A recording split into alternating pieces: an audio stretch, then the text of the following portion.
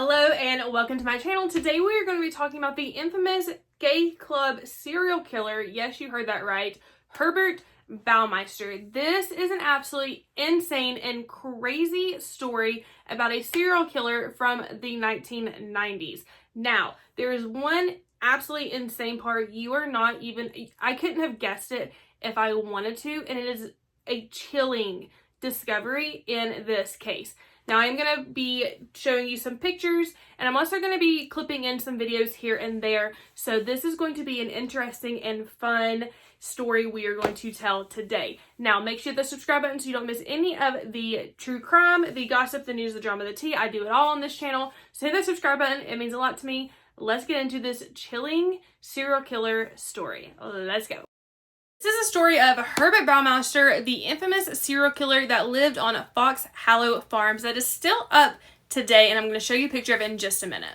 Now, this is one of the most chilling and bizarre cases I have looked into recently. I've listened to a podcast on this and got absolutely obsessed with it and did some digging, and so we are going to talk about it today.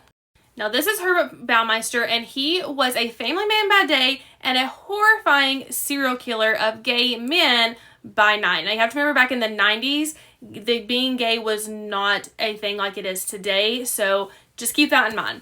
This case has everything: a picturesque property hiding sinister secrets, a swimming pool surrounded by, and I'm not going to tell you what's surrounded by yet, because it's literally going to shock you to your core. It was super creepy, one of the most creepy things about this case, and one brave man who narrowly escaped a gruesome fate. Because of this one man, they were able to catch this man, Herbert Baumeister. So grab your tea, coffee, your favorite drink, and let's get into this story.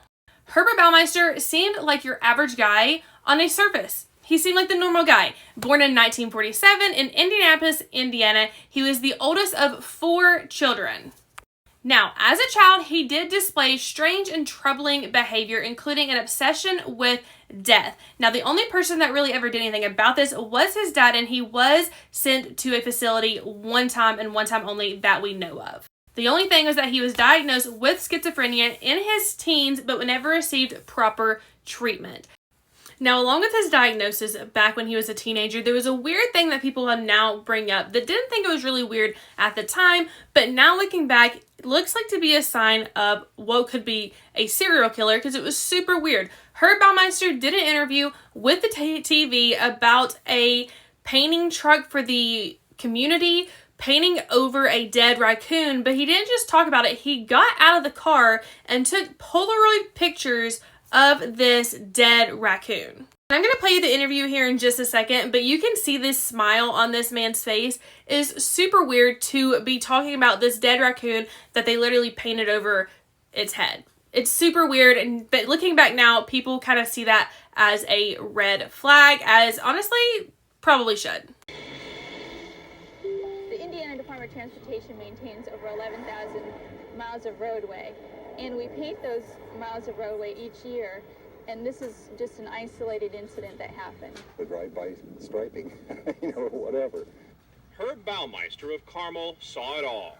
I said to my son, they're gonna hit that raccoon with a spray gun, and sure enough, they just striped right over its face and neck. Didn't even move it, no effort to, get it out of the way. So I happened to have a Polaroid with me, so I took a shot at the thing. A raccoon, which met its demise on the yellow line, became one with the paint. The raccoon has since been removed. This is all that's left. This was just, the painter should have had a chalk line drawn around his career by state officials. There was no excuse for that. The poor thing deserved a better fate than that.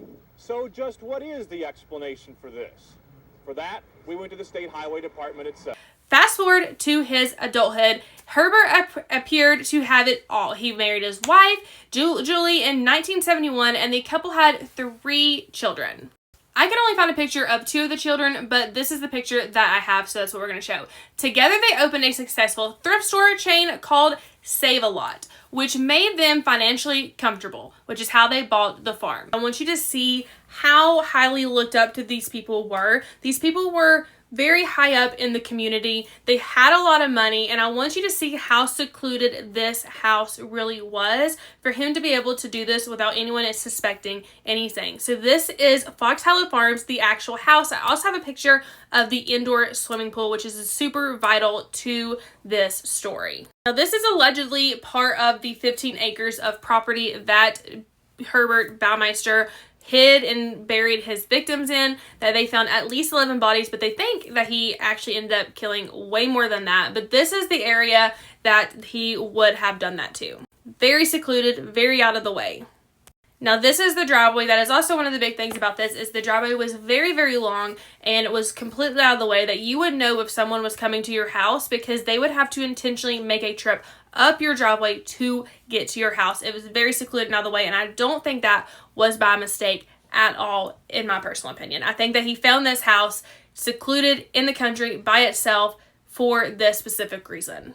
Now, this house was super nice, super expensive. This is like the office area. This is the library, and I'm going to show you that picture in a minute. This is the office where he worked, and remember, he was a businessman. He owned a thrift store, so he did a lot of his work here in this office area. Again, gorgeous house, super expensive. You can see the detail.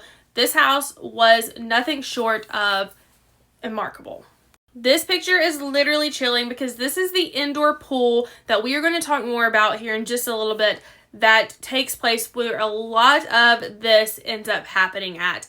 And there is a chilling discovery in this pool area that is literally gives me chill bumps, because it is the most creepy, weird thing I have ever seen in a true crime story. But this is the pool area. Keep this in mind, because this is going to be vital to the story. But behind the facade of a happy family man, he was deeply disturbed individual, as seen by his teen years. Now, in 1991, Herbert purchased Fox Hollow Farms, a 15-acre estate in Westfield, Indiana. It was a sprawling property with luxurious homes, horses, stables, and most memorable, a large indoor swimming pool. But this wasn't just any swimming pool. Herbert had an obsession with mannequins. He placed them around the pool, dressed in formal clothing, and arranged them as if they were attending an elegant party, because he didn't want to feel lonely. Super weird, very chilling. That was the weirdest part of this whole thing to me, in my opinion.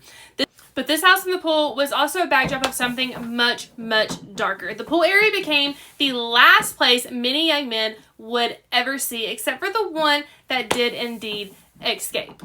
Now, Herbert had a type when it came to his victims. Herbert's victims were primarily young gay men whom he targeted in a thriving LGBTQ+ community of Indianapolis. He would visit bars and clubs, charm his victims, invite them back to Fox Hollow Farms.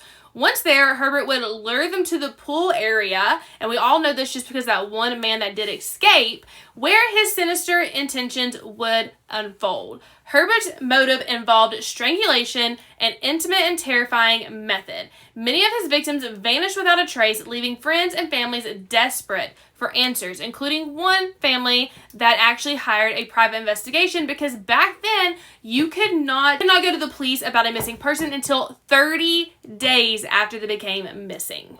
But for years, authorities struggled to connect the dots, primarily because Herbert carefully maintained his public image as successful businessman and devoted family man, to the point where police didn't want to look into Herbert even after multiple different things came up showing him to be a person of interest. They continued to not want to look into Herbert at all.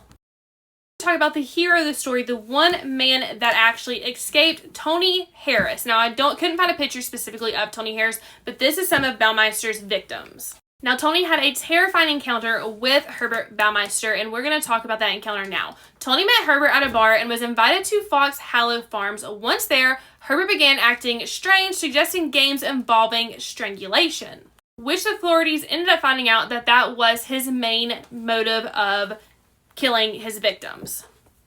Now, Tony censored danger. Tony managed to keep his cool. When Herbert became distracted, Tony seized the opportunity to leave and escape from the pool area, because that is where he took him. He reported the incident to the police, but without hard evidence, no immediate action was taken because the community looked so highly up to Herbert Baumeister. But luckily, because of his escape, it did plant the seed for suspicion that would later unravel Herbert's web of lies and ultimately have the police have no other option but to start looking into Herbert Baumeister. Now, in 1996, I was only 1 year old. The walls began closing in on Herbert. His wife, Julie, was growing suspicious of his behavior and allowed police to search Fox Hollow Farms. Please ignore that squeaking. That is my dog. Now, what police ended up finding was beyond horrific, and I'm going to show you a clip of that. Do another spot. Yes, that's exactly what I did.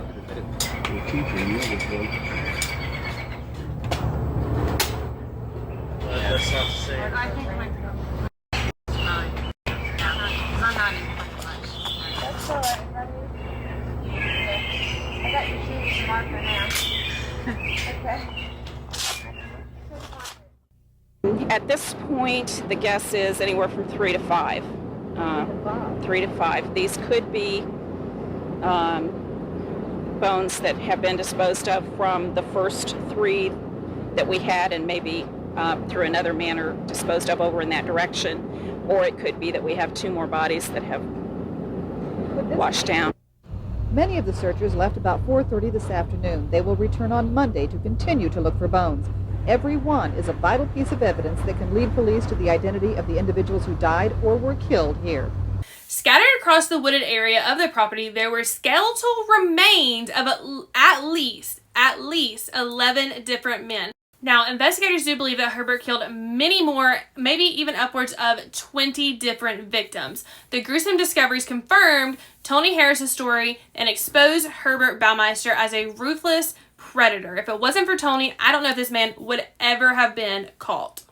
Now, Herbert faced a mountain of evidence at this point, and he fled to Canada, but before he could be apprehended, he died by suicide, leaving behind a chilling note, but absolutely no confession to the murders of any of these 11 to upwards of 20 men. His death robbed the victims' families of the chance for justice because he never gave any answers at all. Today, Fox Hollow Farms remains a haunting place, with many claiming it's one of the most haunted locations in America. People report seeing ghosts, hearing voices, and feeling an overwhelmed sense of dread. Whether you believe in paranormal or not, it's undeniable that the property carries a dark legacy. Now, some people say they would pay more for this property because of what went on there. Some people said they would pay less, and some people say they would not pay anything at all. So let me know what you would think in the comments. Herbert Baumeister's story is a stark reminder of the evil that can hide in plain sight and be just so convincing to other people that people are good people when they are absolutely not.